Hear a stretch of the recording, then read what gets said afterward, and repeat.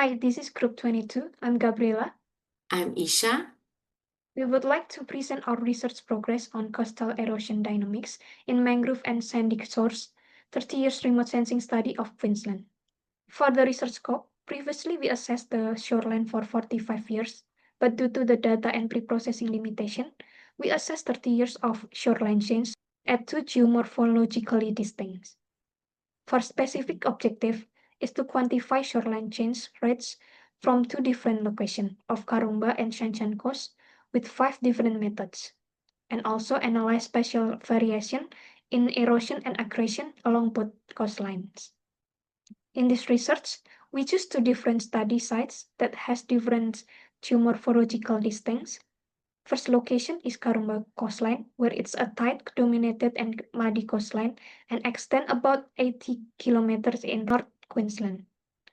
And the second one is Shanshan coastline, where it's a wave-dominated and sandy coastline and extend about 14 kilometers. Our data consists of multi-temporal Landsat from Landsat 5 to 9, spanning from 1995 to 2025.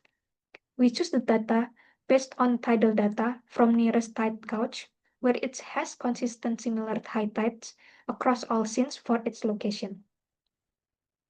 The methodology is divided into 6 stages.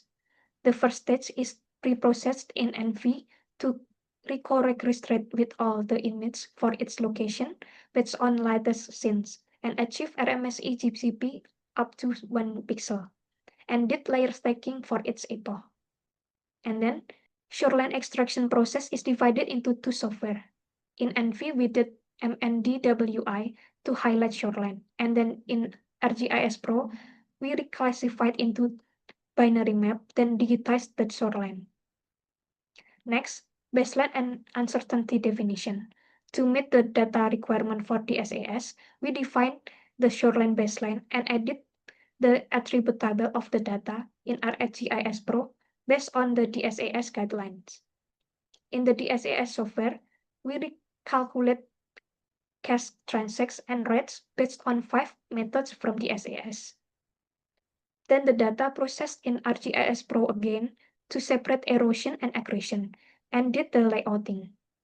From the DSAS report, we analyzed the uncertainty assessment and did statistical reliability.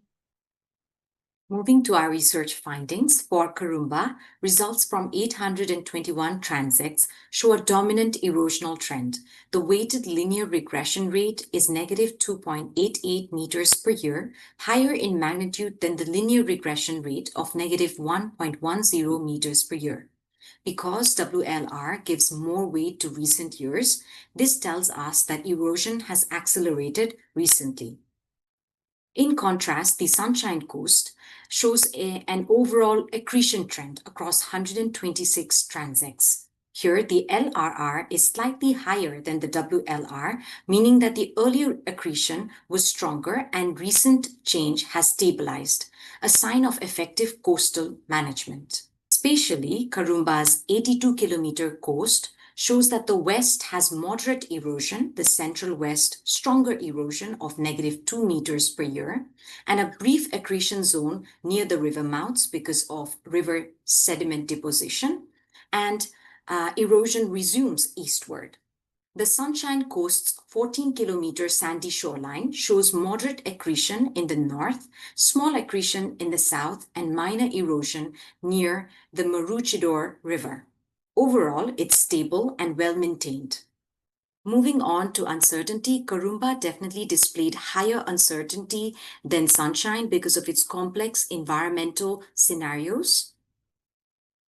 Few limitations include that tidal correction was not applied, which may have resulted in vertical displacement between images.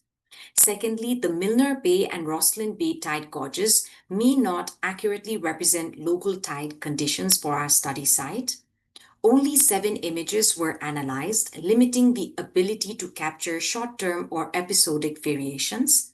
And lastly, manual shoreline digitization may have introduced operator bias into the results. Thank you for listening.